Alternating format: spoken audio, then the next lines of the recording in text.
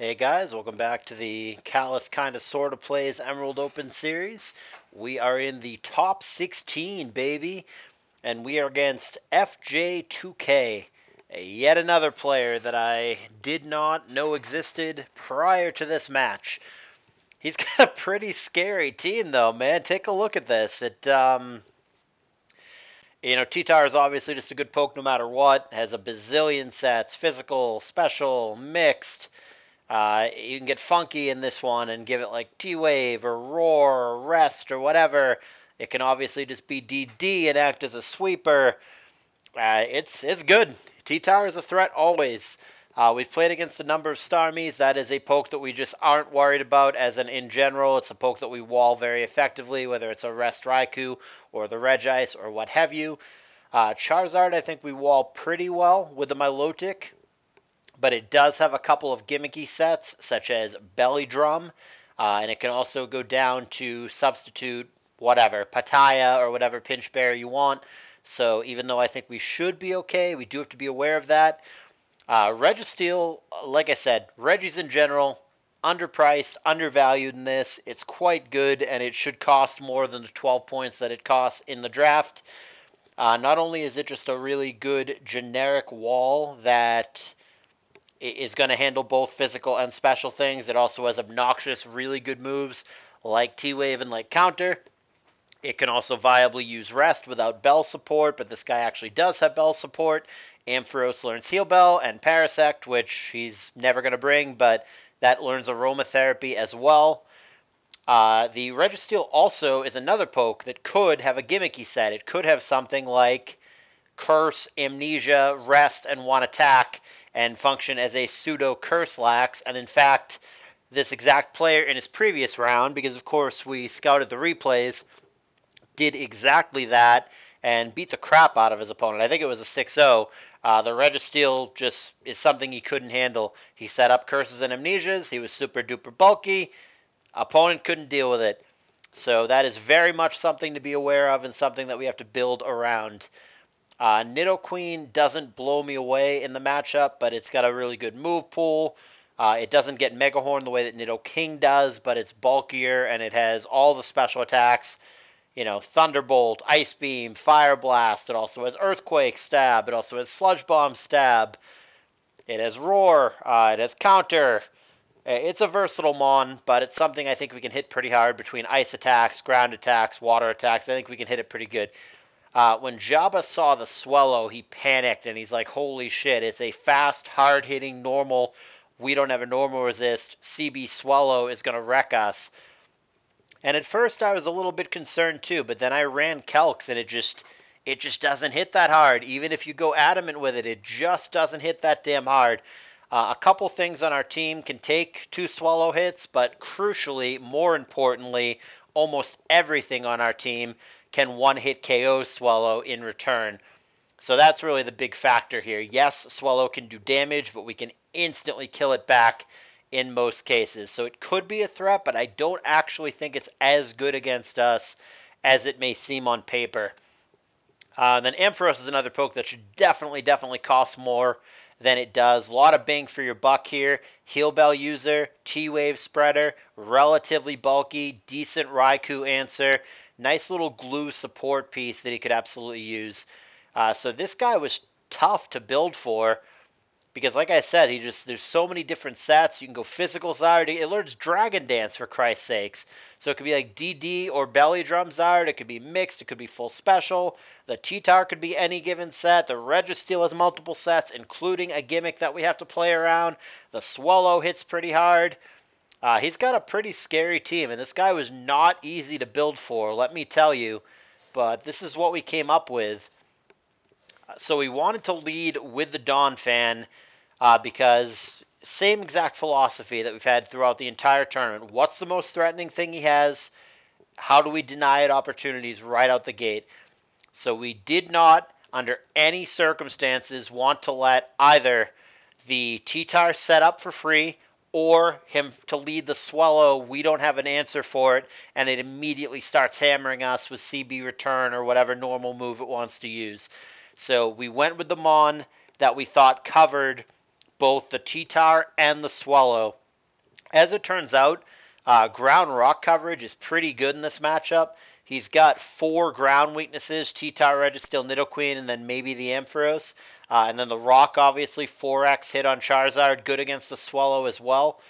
So we thought that the Donphan was actually pretty good in this matchup against a lot of his stuff, even against the Zard, if he, stayed in and hit us with HP Grass, HP Ice, whatever. Donphan doesn't like it because of his crappy special defense, but we would one-hit KO it back with HP Rock, so something to be aware of there. So we thought that Donphan was a good deterrent here.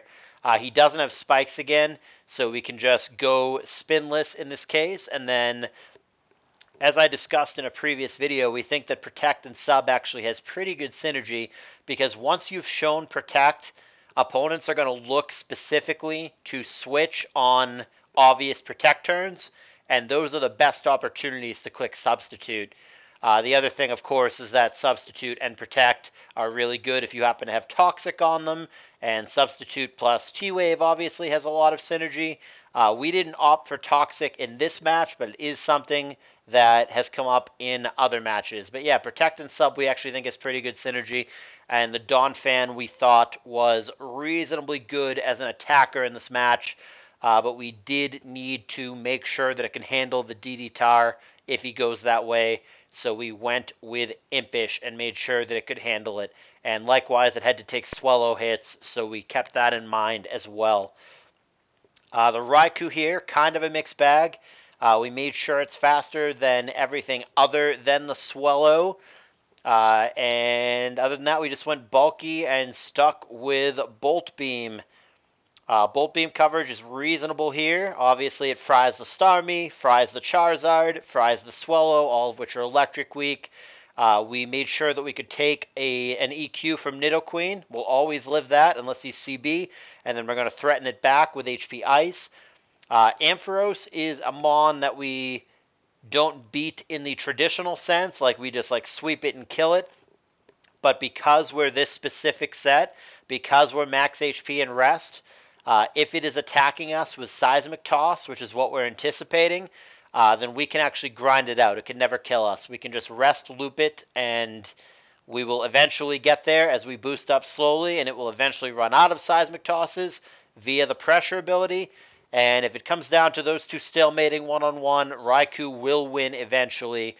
So we thought that it was very important that we set the Raikou up to beat its, quote, counter in Ampharos. Now, obviously, he could opt for an attack other than Seismic Toss. If he goes for Focus Punch or HP Ground or something like that, then that obviously changes the dynamic.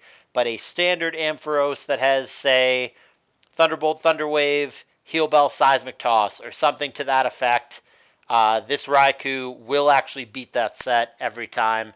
So that's what we went with. For the Dragonite here, T-Wave is just always good. We use it when we can. We only cut it when we absolutely need all the spots for something else, but that wasn't the case here.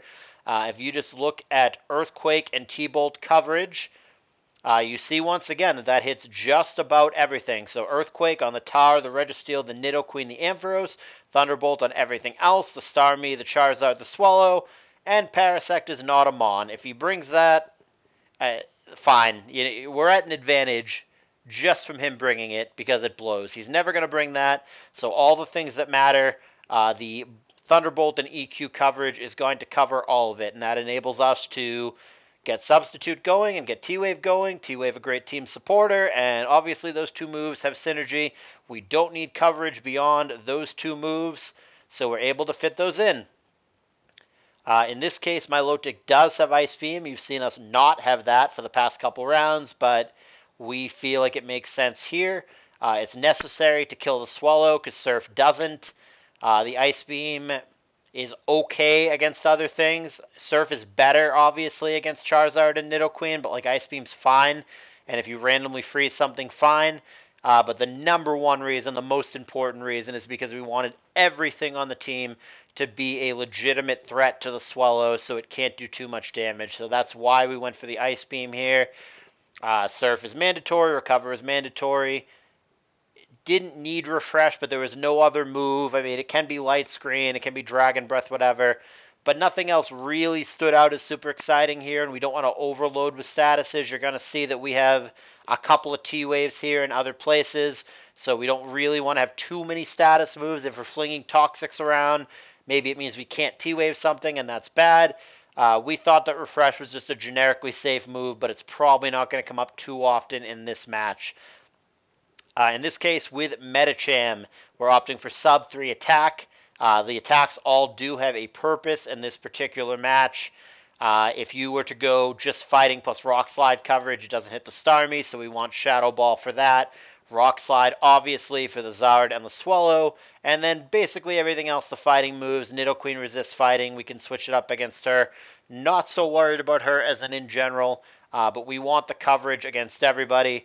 And then, like I said, since we do have 2 Thunder Waves in other places, we want to go for Substitute and fish for as many turns as we can of getting full para and milking that synergy. In the Regice here, we opted for Bold, which we haven't done up to this point. Again, we want everything to be able to handle the Swallow, but I went even further than that in this case. I took an extra precaution against the DD Tar because I really didn't want to be swept by that.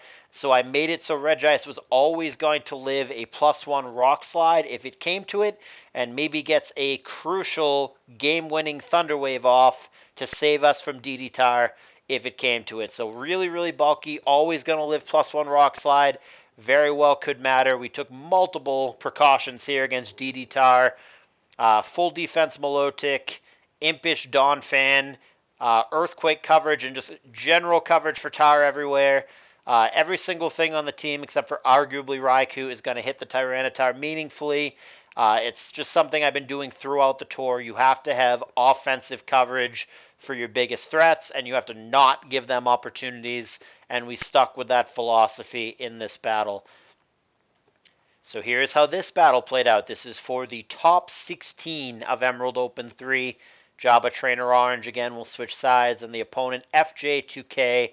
He's going to lead with Ampharos, perhaps thinking that we would lead with Raikou. He sets up Reflect immediately and takes that Earthquake way better than I want him to, and then goes for Hidden Power here. And I'm not clear what Hidden Power that is, but it's not very effective against Regice.